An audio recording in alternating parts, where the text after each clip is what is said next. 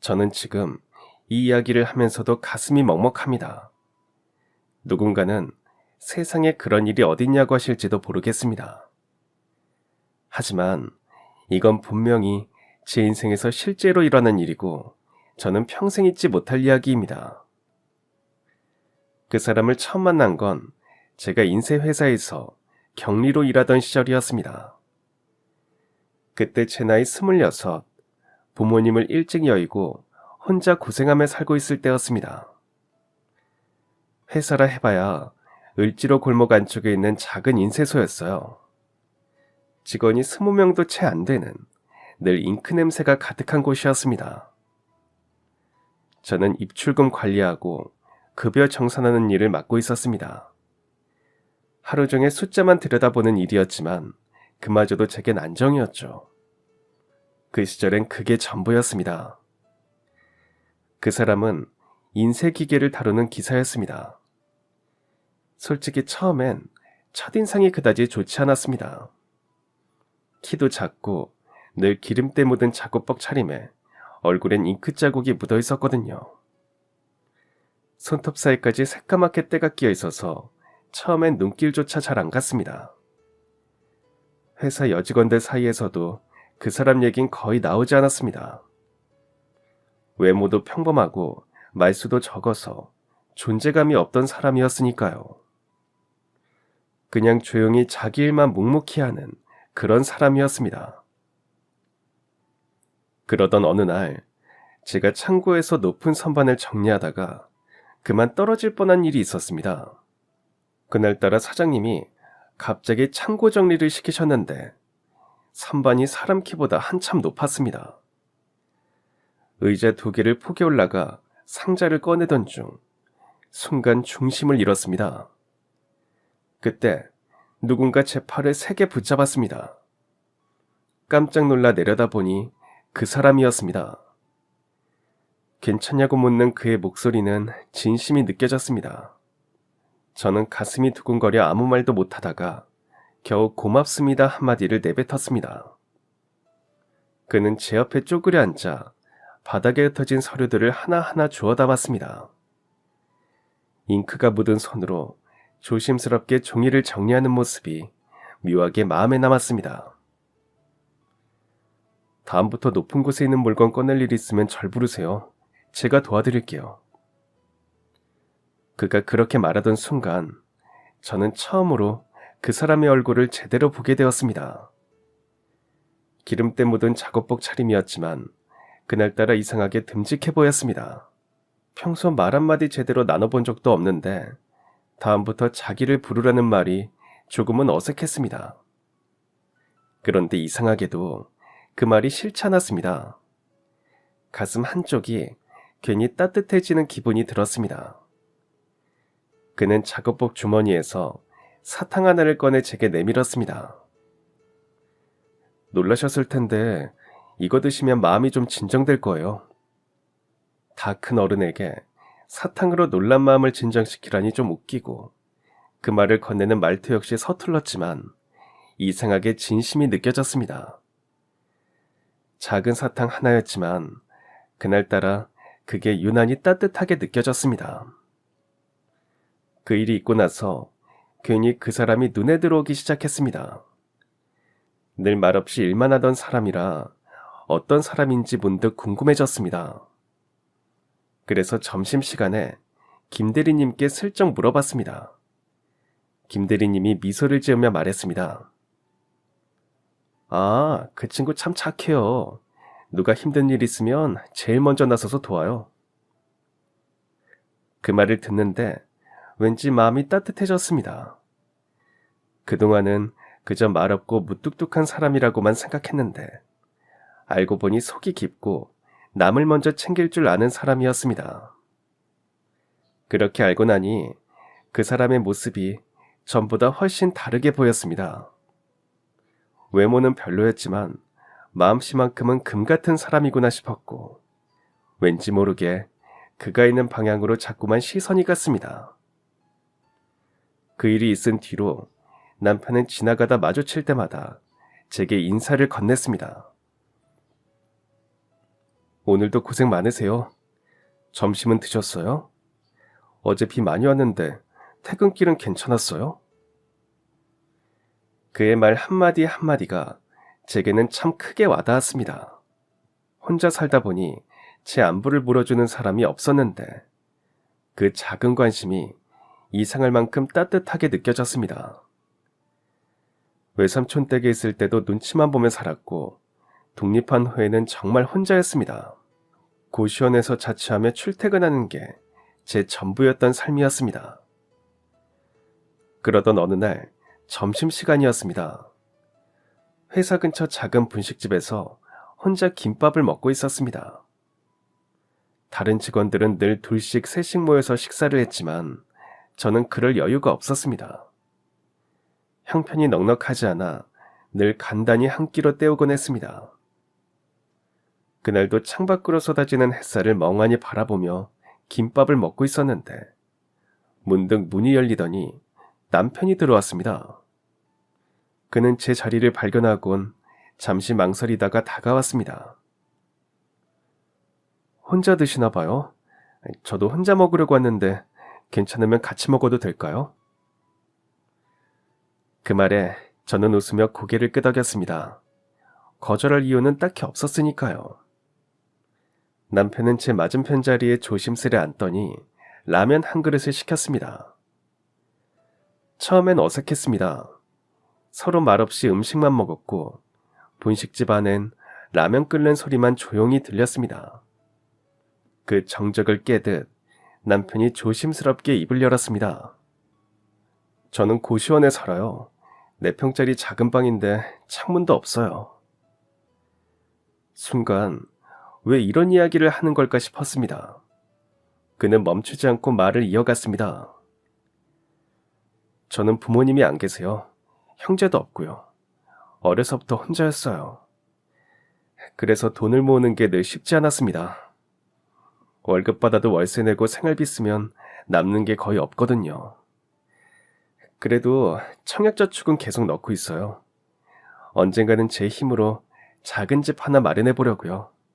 그의 말투는 담담했지만 묘하게 쓸쓸했습니다.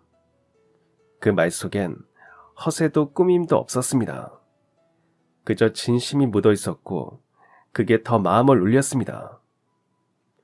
그저 조용히 듣고 있던 제 앞에서 그는 잠시 숨을 고르더니 뜻밖의 말을 꺼냈습니다. 그런데 요즘 상미 씨를 자주 생각하게 돼요. 그 말에 제 손끝이 살짝 떨렸습니다. 남편은 얼굴이 붉어진 채 고개를 숙였다가 다시 제게 시선을 맞추었습니다. 한참을 망설이던 그는 마침내 결심한 듯 말했습니다. 저는 말씀드린 것처럼 가진 게 없습니다. 솔직히 말씀드리면 내세울 것도 없고요. 그래도 저랑 한번 만나봐 주시겠어요? 그의 목소리는 떨렸지만 진심이 느껴졌습니다. 그 순간 제 마음속에서도 무언가가 조용히 흔들렸습니다. 가진 게 없다고 숨기지 않고 솔직하게 말하는 그의 모습이 오히려 믿음직스러웠습니다. 보통 남자들은 자신을 조금이라도 더 좋아 보이게 하려고 거짓말을 하곤 했는데 남편은 달랐습니다. 있는 그대로의 자신을 보여줬습니다. 그의 솔직함이 제 마음을 천천히 두드렸습니다. 사실 저 역시 형편이 넉넉한 편은 아니었습니다. 부모님을 일찍 여의고 외삼촌 댁에 얹혀 살았으니까요. 그곳에서 저는 늘 눈칫밥을 먹으며 자랐습니다. 밥상에 앉을 때도 눈치를 봐야 했고 옷 한 벌 사달라는 말조차 쉽게 꺼낼 수 없었습니다. 그런 시절을 겪어서일까요? 남편의 담담한 고백이 낯설지 않았습니다. 왠지 모르게 제 안의 외로움이 그 사람에게 스며들듯 조금씩 녹아내렸습니다. 저도 가진 게 없어요. 어려서 부모님이 돌아가셔서 외삼촌 댁에서 자랐는데 눈치 보며 지낸 게 대부분이었어요. 고등학교를 졸업하자마자 독립하고 고시원에서 살며 격리학원을 다녔어요. 그때 자격증을 따서 지금 이 회사에 들어온 거예요. 그 말을 하고 나니 마음 한켠이 묘하게 편안해졌습니다. 서로의 지난 시간을 털어놓는 게 어색하지 않았고 이상하게 그 사람 앞에선 아무런 가식도 필요 없었습니다. 지금도 여전히 고시원에서 살고 월급 받아도 빠듯하게 겨우 버텨요. 그래도 괜찮다면 우리 천천히 알아가요. 그 말을 듣는 순간 남편의 얼굴에 환한 미소가 번졌습니다. 그 미소는 잔잔했지만 이 생활만큼 마음을 따뜻하게 만들었습니다. 그날 이후로 남편과의 연애가 시작됐습니다. 하지만 데이트라고 할 것도 없었습니다. 둘 다 형편이 넉넉치 않아 영화관에 가는 일도 드물었습니다. 영화 한 편에 10,000원이 넘는 돈이 아까웠거든요. 대신 우린 한강둔치를 자주 걸었습니다. 여의도에서 뚝섬까지 강바람을 맞으며 나란히 걸었죠. 손을 꼭 잡고 걸으면서 이런저런 이야기를 나누는 시간이 그저 좋았습니다. 그 평범한 걸음이 우리에겐 가장 큰 행복이었습니다. 그날들도 참 따뜻했습니다. 데이트할 때 남편은 자신의 이야기를 많이 들려줬습니다. 아버지 돌아가시고 어머니 집을 나가시고 그때부터 친척집을 전전했어요. 그래서 고등학교 졸업하고 바로 일했어요. 처음엔 인쇄소에서 심부름부터 시작했는데 지금은 직접 기계를 다루고 있어요. 남편의 말엔 힘겨운 세월이 고스란히 담겨 있었습니다. 그 이야기를 들으며 저는 문득 이 사람은 고된 인생을 살아왔지만 마음만큼은 단단하고 따뜻하다는 생각이 들었습니다. 남편의 이야기를 듣고 나면 저도 제 이야기를 했습니다. 부모님이 제가 7살 때 화재 사고로 돌아가셨고 그 후로 외삼촌 댁에서 자랐는데 환영받지 못하는 존재였다고요. 우리 둘 다 외롭게 혼자 살아온 처지였습니다. 그래서인지 서로에게 더 끌렸던 것 같습니다. 주말이면 우린 늘 비슷한 곳을 다녔습니다. 돈이 없어도 함께 있는 것만으로 충분히 행복했거든요. 광화문 광장이나 시청 앞에서 열리는 무료 공연을 찾아다녔고 길거리에서 들려오는 기타 소리에도 우리는 한참을 서 있곤 했습니다. 때로는 도서관에 나란히 앉아 책을 읽었습니다. 책 속 문장 하나에도 서로의 생각을 나누며 웃던 그 시간이 참 따뜻했습니다. 비싼 밥집이나 화려한 데이트는 없었지만 남편은 언제나 제 손을 꼭 잡고 다녔습니다. 그 손길은 거칠었지만 따뜻했습니다. 그 온기가 제 마음속까지 스며들어 오랫동안 차갑게 식어있던 외로움을 조금씩 녹여주었습니다. 남편은 종종 함께하는 미래 이야기를 꺼냈습니다. 그의 눈빛은 언제나 반짝였고 그 속엔 희망이 담겨 있었습니다. 그 희망 가득한 사람의 옆에 있다는 게 그때 저에게는 세상 어떤 부러움보다 큰 행복이었습니다. 연애를 시작한 지 꼭 1년이 되던 날 남편이 퇴근 전에 잠시 옥상으로 올라오라고 했습니다. 무슨 일인가 싶어서 조심스레 올라가 보니 낡은 옥상 위에 작은 상 하나가 놓여 있었습니다. 그 위에는 손바닥만한 케이크와 포장지에 정성껏 쌓인 꽃다발이 놓여 있었습니다. 노을이 젖어드는 하늘 아래 남편이 쑥스러운 미소를 띠고 서 있었습니다. 그는 어색한 웃음을 지으며 상 위에서 작은 상자를 꺼냈습니다. 상자 안에는 얇은 금 실반지 하나가 들어있었습니다. 번쩍이진 않았지만 그 작고 소박한 반지가 이상하게 눈부셨습니다. 남편은 잠시 숨을 고르더니 무릎을 꿇었습니다. 이런 저라도 괜찮다면 저랑 결혼해 주실래요? 지금은 가진 게 없지만 평생 상미 씨를 아끼고 사랑하며 살겠습니다. 그 말을 듣는 순간 눈물이 났습니다. 비싼 반지도 화려한 레스토랑도 없었지만 그의 말 한마디 한마디가 세상 그 무엇보다 값지게 느껴졌습니다. 그동안 서로의 외로움을 껴안고 살아온 시간이 떠올라 가슴이 뭉클하게 차올랐습니다. 그렇게 저는 그 사람의 아내가 되기로 마음먹었습니다. 결혼 준비는 따로 하지 않았습니다. 결혼식은 우리에게 먼 이야기 같았습니다. 서로 형편이 넉넉하지 않았고 양가 어른이 계신 것도 아니었으니까요. 우리 그냥 구청 가서 혼인신고만 할까요? 웨딩드레스 입어보고 싶지 않아요? 여자들의 로망이라던데. 괜찮아요. 전 당신이랑 같이 있는 게 제일 큰 로망이에요. 남편은 잠시 말이 없더니 웃었습니다. 그 웃음이 이상하게 마음을 따뜻하게 만들었습니다. 그래서 우린 어느 평범한 금요일 오후 손을 잡고 구청으로 갔습니다.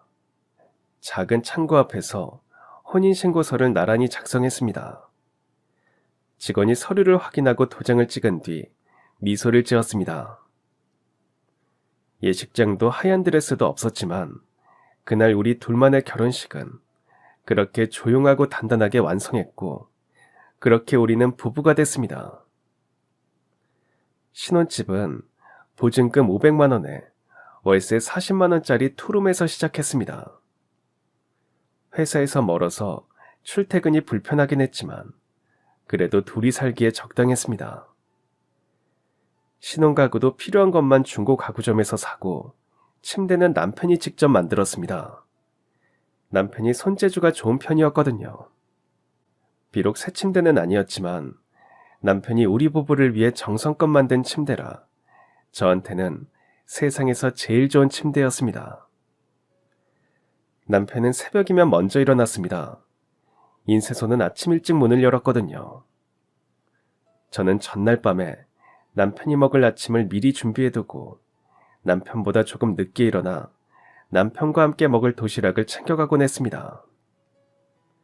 남편이 출근하고 나면 방 안에 남은 밥 냄새가 이상하게 마음을 편하게 했습니다. 퇴근 후엔 같이 시장에 들러 장을 보고 집에 돌아오면 남편이 된장찌개를 끓였습니다. 낡은 가스레인지 위 냄비에서 보글보글 끓는 소리가 들리면 그게 저희 집의 저녁 종소리 같았습니다. 그렇게 밥 먹으면서 하루 있었던 일을 서로 나누는 게 저희 하루 끝이었습니다. 큰일은 없었지만 그 평범함이 그때는 참 고마웠습니다. 결혼한 지 반년쯤 지나자 연애할 땐 따뜻하게만 보이던 남편의 성격이 조금씩 부담으로 느껴지기 시작했습니다. 남편은 착해도 너무 착했습니다. 어느 날 밤 시계를 보니 10시가 넘었는데도 남편이 들어오지 않았습니다. 걱정이 되어 전화를 걸려던 참에 문이 열렸습니다. 회사 앞 슈퍼 아주머니가 허리가 안 좋다고 하셔서 물건 정리 좀 도와드렸어요. 당신도 하루 종일 일했잖아요. 그냥 와서 쉬지. 그건 그 슈퍼 사장님 일이잖아요. 그러려고 했는데 너무 힘들어 하시길래 그냥 지나칠 수가 없었어요. 그때는 처음이라 그냥 그런가 보다 했지만 비슷한 일이 계속 반복됐습니다. 퇴근길에 쓰러진 취객을 발견하고 그 사람을 업고 파출소까지 데려다주고 밤 11시가 넘어 집에 돌아오기도 하고 길 잃은 강아지를 주인 찾아준다며 동네를 몇 시간을 돌아다니기도 했습니다. 명절 전날엔 회사 청소 아주머니가 선물 상자를 들지 못한다며 부탁하자 그 짐을 직접 들고 아주머니 댁까지 다녀왔습니다. 왕복 1시간이 넘는 거리였습니다. 그런 이야기를 들을 때마다 처음엔 참 착한 사람이구나 싶다가도 점점 마음 한쪽이 답답해졌습니다. 우리 살림도 빠듯한데 왜 늘 남의 일에 그렇게 마음을 쓰는지 이해가 되지 않았습니다. 우리도 여유 있는 처지가 아니잖아요. 이제는 좀 현실적으로 생각해요. 맞아요. 미안해요. 앞으로는 조심할게요. 하지만 남편의 그 말은 말뿐이었고 다음에도 비슷한 일이 반복됐습니다. 결혼 2년 차에 딸이 태어났습니다. 임신 소식을 들었을 때는 기쁨보다 걱정이 먼저 들었습니다. 가난한 살림에 아이를 키울 자신이 있을까? 그런 두려움이 마음 한켠에 자리했습니다. 그래도 뱃속에서 움직이는 아이를 느낄 때마다 이 아이만 건강하게 태어나면 된다는 생각으로 버텼습니다. 출산은 순조롭게 했지만 병원비만으로도 빠듯했습니다. 산후조리원은 엄두도 내지 못했고 집에서 남편 도움을 받으며 스스로 회복했습니다. 남편은 회사 일을 마치고도 분유를 사고 아이 기저귀를 갈며 서툰 손으로 저를 도왔습니다. 그렇게 우리 사이에 새로운 생명이 태어났다는 건 말로 다 할 수 없는 감동이었지만 현실은 생각보다 훨씬 버거웠습니다. 분유며 기저귀, 예방접종비, 아이 옷까지 매달 나가는 돈은 점점 늘어만 갔습니다. 남편의 월급으로는 버티기 어려웠고 통장은 늘 바닥을 드러냈습니다. 처음엔 조금만 아끼면 되겠지 했지만 세상 일이 그렇게 단순하지 않았습니다. 아이가 자랄수록 지출은 늘어났고 그만큼 제 마음도 점점 무거워졌습니다. 그래도 남편과 아이를 바라보면 조금만 더 힘내자는 말이 절로 나왔습니다. 결국 딸이 돌이 되자 저는 다시 일을 시작해야 했습니다. 남편의 수입만으로는 도저히 생활이 되지 않았습니다. 아이를 직접 돌보며 전업주부로 지내고 싶었지만 그럴 여유가 없었습니다. 문제는 딸을 맡길 곳이 없다는 거였습니다. 마음이 아팠지만 어린이집에 맡길 수밖에 없었습니다. 출근길마다 아이를 안고 버스를 타는 일이 그렇게 힘들 줄 몰랐습니다. 딸은 낯선 교실 앞에서 울었고 저는 눈물을 참고 돌아서야 했습니다. 그날 이후 제 하루는 늘 비슷했습니다.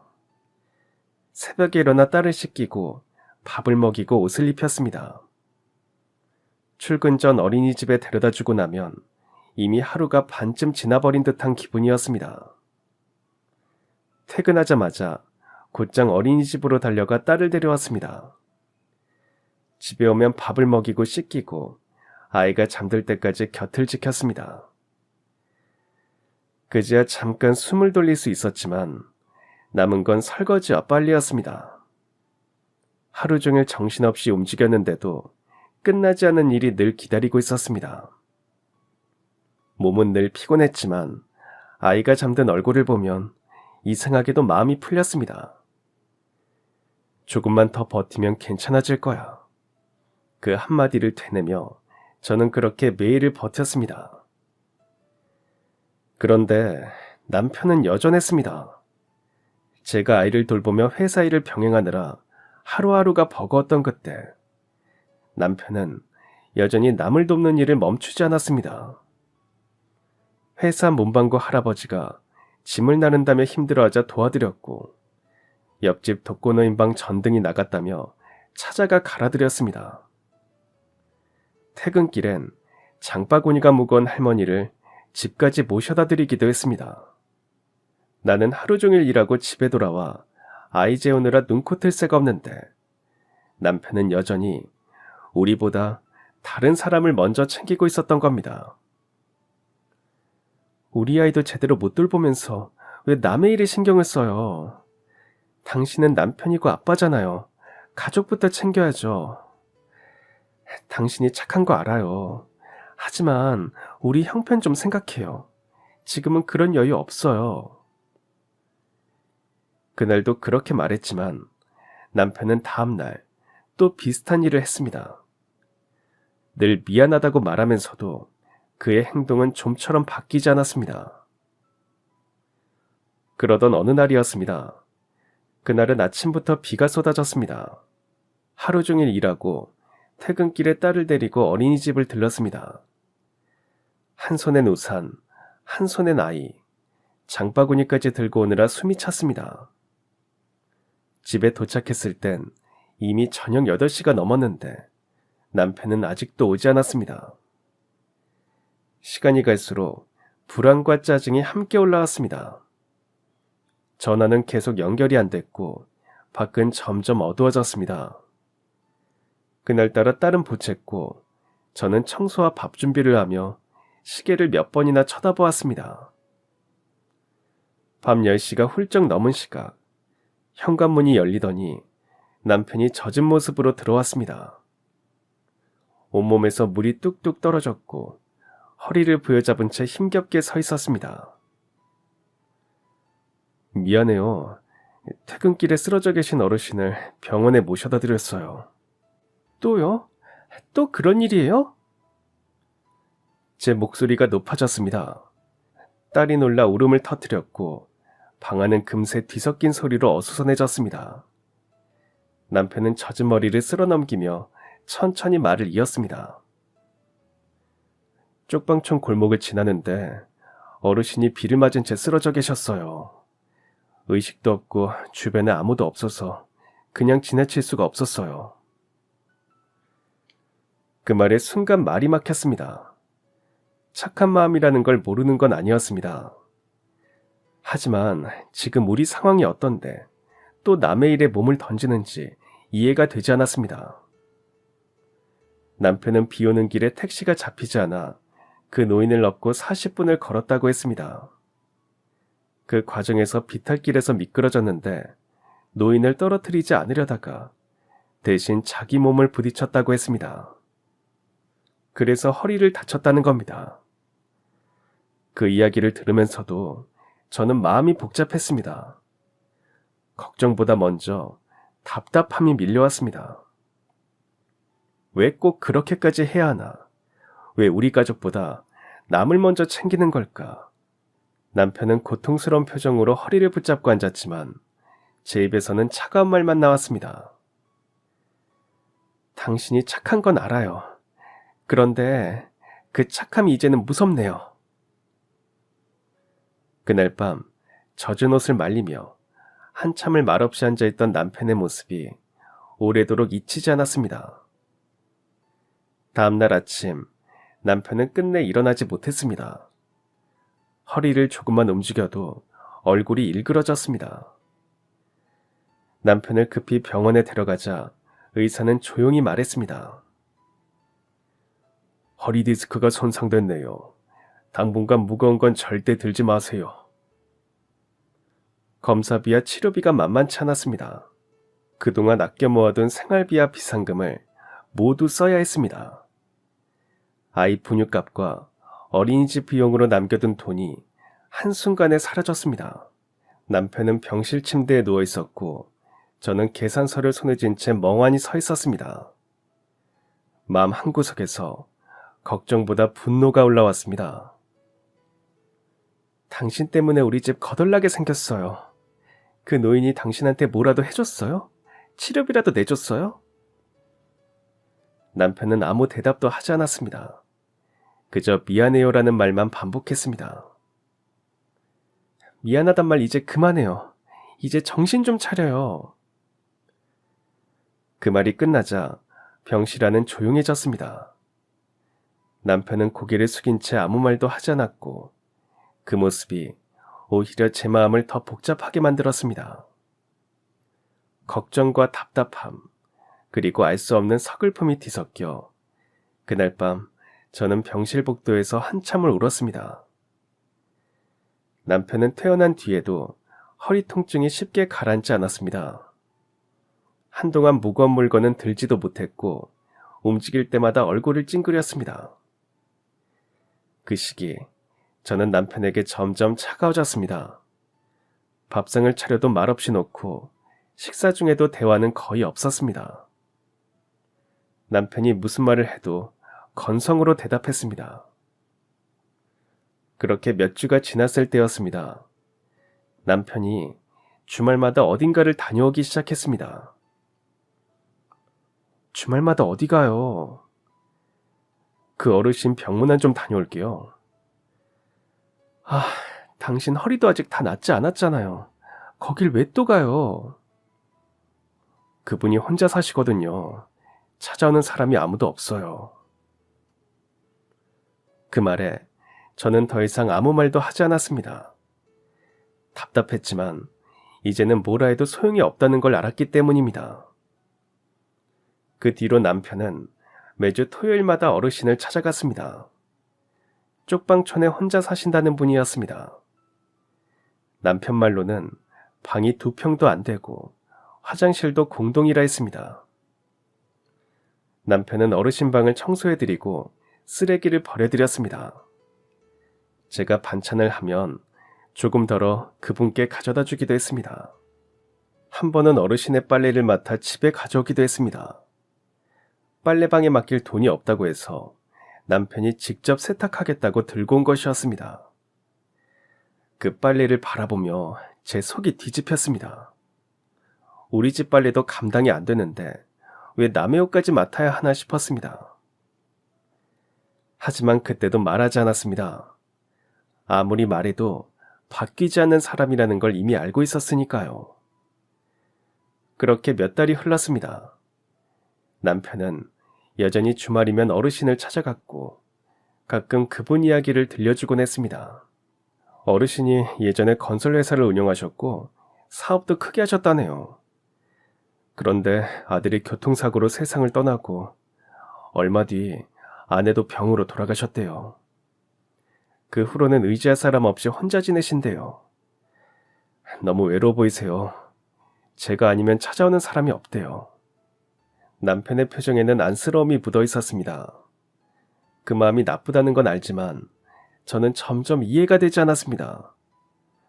우리 생활도 벅찬데 왜 남의 외로움까지 짊어지려 하는지 답답했습니다. 속으로는 이런 생각이 들었습니다. 그분이 정말 그렇게 사업을 크게 한 분이라면 왜 쪽방촌에 살지? 우리에게 도움도 안 되는 사람인데. 하지만 그 말은 차마 입 밖에 내지 않았습니다. 남편의 착한 얼굴을 보고 있자니 더 이상 뭐라 할 힘도 나지 않았습니다. 그러던 어느 날이었습니다. 눈이 간간히 내리던 토요일 아침, 남편이 평소보다 일찍 집을 나섰습니다. 1시간쯤 지났을 때 다급한 목소리로 전화가 걸려왔습니다. 어르신이 쓰러지셨어요. 지금 병원에 모셔가야 할 것 같아요. 남편은 바로 구급차를 불렀고 어르신은 폐렴으로 중환자실에 입원하셨습니다. 의사는 나이가 많아 위험할 수도 있다며 보호자가 곁을 지켜야 한다고 말했습니다. 그날 이후 남편은 매일 퇴근하고 병원으로 향했습니다. 회사 일로 지쳐있을 텐데 밤마다 병원에서 몇 시간을 보내고 돌아왔습니다. 회사 끝나면 바로 집에 와야 하는 거 아니에요? 미안해요. 조금만요. 어르신이 혼자 계시면 불안해하세요. 저는 깊은 한숨을 쉬었습니다. 딸을 재우고 나면 늘 빈 식탁 앞에 혼자 앉아있게 됐습니다. 남편은 몇 주 동안 빠짐없이 병원에 들렀고 어르신의 식사를 챙기고 약 먹는 시간을 확인하고 의사와 간호사에게 상태를 물었습니다. 다행히 어르신은 회복하셨습니다. 그날 밤 남편이 집에 돌아와 환하게 말했습니다. 어르신이 고맙다고 눈물을 흘리셨어요. 아들을 잃고 아내도 떠나보낸 뒤 이렇게 돌봐주는 사람이 처음이래요. 저는 아무 말 없이 남편을 바라보다가 조용히 물었습니다. 그래서 그분이 사례비라도 주셨어요? 돈도 안 되는 일을 왜 그렇게 열심히 하는 거예요? 저는 돈 때문에 그런 거 아니에요. 그분이 행복해 하시는 걸 보면 그걸로 충분해요. 그 말을 듣는 순간 말문이 막혔습니다. 착한 사람이라는 걸 모르는 건 아니었지만 그 착함이 이제는 너무 버겁게 느껴졌습니다. 저는 그저 길게 한숨을 내쉬었습니다. 이 사람은 정말 변하지 않겠구나. 그 생각이 마음속에 조용히 내려앉았습니다. 그러던 어느 날이었습니다. 그날 아침 회사에 출근한 남편에게서 전화가 걸려왔습니다. 목소리가 평소보다 밝았지만 어딘가 조심스러웠습니다. 여보, 오늘 저녁에 할 말이 있는데 일찍 퇴근하고 외식해요. 당신 좋아하는 국수집 가요. 남편은 제 반응을 살피듯 잠시 말을 멈췄습니다. 들뜬 기색이 역력했지만 저를 의식하는 눈치였습니다. 하지만 제 마음은 달랐습니다. 요즘 생활이 얼마나 빠듯한데 외식이라니. 그 말에 기분이 오히려 가라앉았습니다. 돈이 어딨다고 외식은 무슨 외식이에요. 그냥 집에서 먹어요. 그래도 오늘은 좀 특별한 날인데 국수가 비싼 것도 아니고. 나가면 다 돈이에요. 됐어요. 끊을게요. 저는 전화를 끊고 한숨을 쉬었습니다. 남편의 들뜸이 마음에 남았지만 그때는 그 이유를 짐작하지 못했습니다. 그리고 그게 남편과의 마지막 대화였습니다. 그날 오후 회사에서 전화가 걸려왔습니다. 목소리는 다급했고 숨이 가빠 있었습니다. 상미 씨, 지금 빨리 병원으로 오세요. 남편분이 사고를 당하셨어요. 지금 응급실에 계십니다. 순간 머리가 멍해졌습니다. 무슨 소리인지 손에 들고 있던 서류가 그대로 바닥에 떨어졌습니다. 저는 딸을 이웃집에 맡기고 비 오는 거리로 뛰어나왔습니다. 택시를 잡아 타고 병원으로 가는 내내 손이 떨렸습니다. 심장이 두근거려 숨을 고르기도 힘들었습니다. 병원 응급실 앞에는 회사 사람들이 서 있었습니다. 그들의 얼굴이 잔뜩 굳어 있었습니다. 무슨 일이에요? 남편은 어디 있어요? 인쇄기를 고치다가 기계가 갑자기 넘어졌어요. 크게 다쳤습니다. 그 말을 듣는 순간 세상이 멈춘 것 같았습니다. 귀에서는 아무 소리도 들리지 않았고 다리가 풀려 그대로 바닥에 주저앉았습니다. 그리고 얼마 후 의사가 나왔습니다. 유감입니다. 병원에 오는 도중에 심정지가 왔습니다. 바로 심폐소생술을 했지만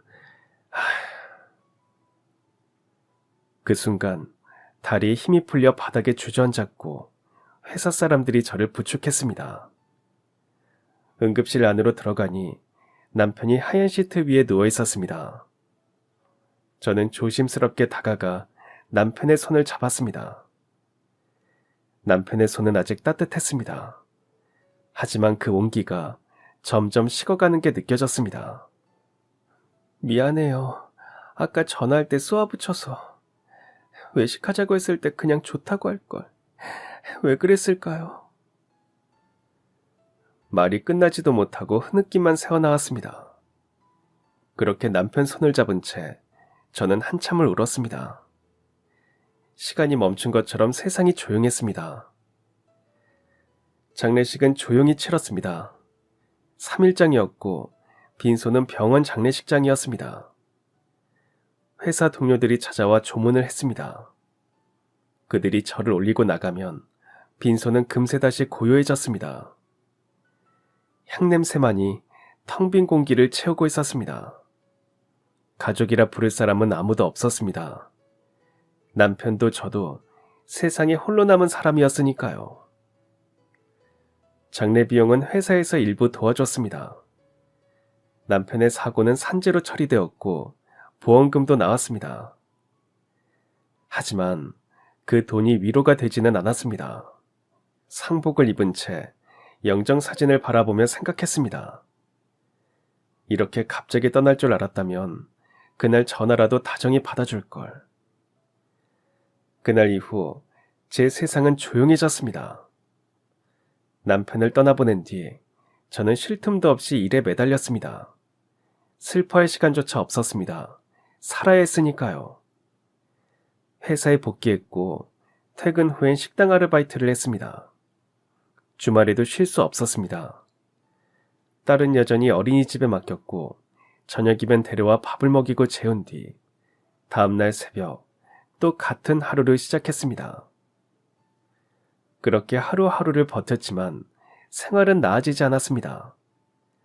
월세는 올랐고 아이가 자랄수록 드는 돈도 늘어났습니다. 식비, 학용품, 옷 한 벌까지도 모두 부담이었습니다. 딸이 초등학교에 입학하던 날, 다른 아이들은 새 옷에 반짝이는 가방을 메고 있었습니다. 우리 딸은 친구 언니가 쓰던 가방을 맸습니다. 입학식이 끝나고 집으로 돌아오는 길에 딸이 조용히 걷다가 울음을 터뜨렸습니다. 엄마, 우리는 왜 가난해? 친구들은 다 새 옷 입고 좋은 가방 가지고 있는데 나는 왜 없어? 그 말을 듣는 순간 가슴이 저려왔습니다. 뭐라고 해야 할지 알 수 없었습니다. 그저 딸을 꼭 안아주었습니다. 엄마가 너무 미안해. 조금만 참아. 엄마가 열심히 벌게. 하지만 현실은 딸과의 약속을 쉽게 허락해주지 않았습니다. 밤마다 피곤해 지쳐 눈을 감으면 남편의 얼굴이 어렴풋이 떠올랐습니다. 당신 없이 난 이제 어떻게 살아야 할까? 그 생각이 매일 새벽같이 다시 저를 일으켜 세웠습니다. 그래서 저는 더 많이 일했습니다. 평일에는 회사에서 야근을 했습니다. 퇴근 후에는 서류 정리를 도왔고 주말엔 식당 2군데를 오가며 아르바이트를 했습니다. 잠잘 시간조차 부족했지만 멈출 수 없었고 딸은 혼자 있는 시간이 많아졌습니다. 저녁 늦게 집에 돌아오면 식탁 위엔 혼자 그린 그림이 놓여있곤 했습니다. 엄마랑 놀고 싶어요. 서툰 글씨 한 줄이 마음을 쿡 찔렀습니다. 그렇게 하루하루를 버티며 살던 어느 날 남편이 세상을 떠난 지 3년이 되던 해였습니다. 집주인이 보증금을 올려달라고 했습니다. 하지만 우리에겐 그런 돈이 없었고 결국 더 싼 집을 알아봐야 했습니다. 역에서 멀고 오래된 집이었지만 선택의 여지가 없었습니다. 짐을 싸며 저는 그저 이렇게 생각했습니다. 조금만 더 버티자. 딸이 크면 그땐 조금 나아질 거야. 그렇게 이사를 준비하던 날이었습니다. 짐을 정리하던 딸이 갑자기 제게 작은 봉투 하나를 내밀었습니다. 이삿짐을 정리하던 날이었어요. 딸이 침대 밑을 청소하다가 봉투 하나를 들고 왔어요. 보니까 남편이 예전에 직접 만들었던 침대 밑에서 나온 거였어요. 침대 다리 사이 좁은 틈에 끼어져 있었는데 먼지가 잔뜩 쌓여 있더라고요. 저는 그냥 오래된 영수증이라도 있겠지 싶었어요. 근데 이상하게 마음이 덜컥 내려앉았어요. 봉투를 열어보니 낡은 통장 하나가 들어있었어요. 제 이름으로 되어 있었고 개설일이 남편이 사고 나기 사흘 전이었어요. 그냥 무심코 펼쳤는데 순간 숨이 멎었어요. 입금자 이름이 한기석, 그리고 금액란에 적힌 숫자 10억 원. 그 숫자를 보고 한동안 멍하니 서 있었어요. 심장이 쿵쾅거리고 손에서 통장이 미끄러질 뻔했어요. 저는 그대로 바닥에 주저앉았어요. 다리에 힘이 하나도 안 들어가더라고요. 떨리는 손으로 다시 통장을 봤어요. 분명히 제 이름이었고 입금자라는 한기석이라는 이름이 또렷하게 찍혀 있었어요. 그 순간 숨을 들이쉬는 것조차 힘들었습니다. 통장 안에는 낯선 명함이 한 장 더 들어있었습니다. 처음 보는 법무법인의 이름이었는데 왠지 그냥 넘길 수가 없었습니다. 저는 곧바로 명함에 적힌 번호로 전화를 걸었습니다. 안녕하세요. 혹시 한기석이라는 분 아시나요? 네, 알고 있습니다. 그런데 혹시 어떤 일로 문의 주셨을까요? 사실 저는 그분을 잘 모르는데요. 그분 이름으로 제 통장에 10억 원이 입금되어 있어서요. 잠시 정적이 흘렀습니다. 수화기 너머에서 낮고 차분한 목소리가 들려왔습니다. 혹시 남편분 성함이 김동현 씨죠? 가능하시면 오늘 중으로 저희 사무실로 한번 와주시겠어요? 직접 뵙고 설명드리는 게 좋을 것 같습니다. 전화를 끊고 나서도 가슴이 진정되지 않았습니다. 무언가 큰일이 일어난 것 같았지만 그게 무엇인지는 짐작조차 가지 않았습니다.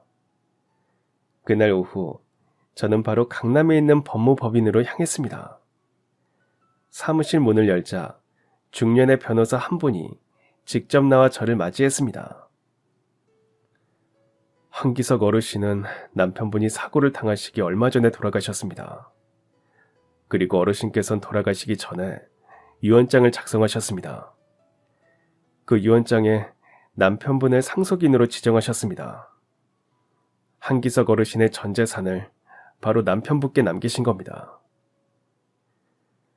순간 머릿속이 새하얘졌습니다. 숨이 막히고 손끝이 차가워졌습니다.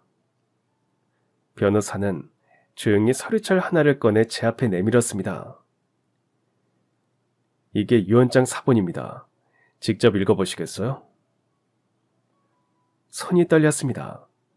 조심스럽게 종이를 펼치니 또박또박한 글씨로 이렇게 적혀 있었습니다.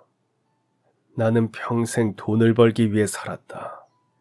사업이 잘 되어 큰 돈을 벌었지만 행복하지 않았다. 아들이 교통사고로 세상을 떠나고 아내마저 병으로 잃었다.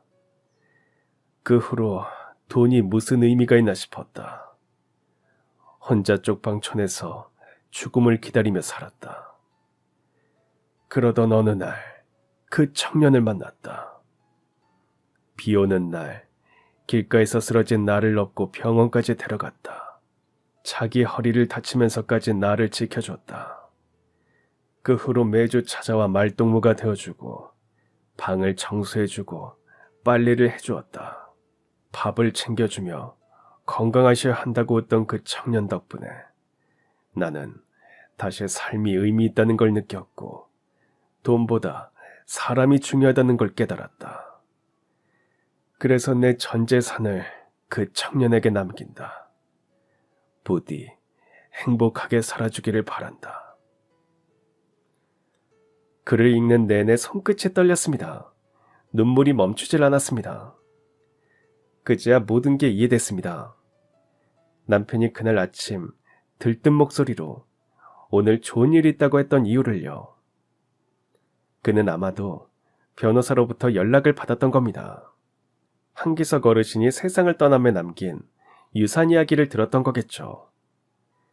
그래서 몰래 통장을 만들고 그걸 제게 깜짝 선물로 보여주려 했던 겁니다.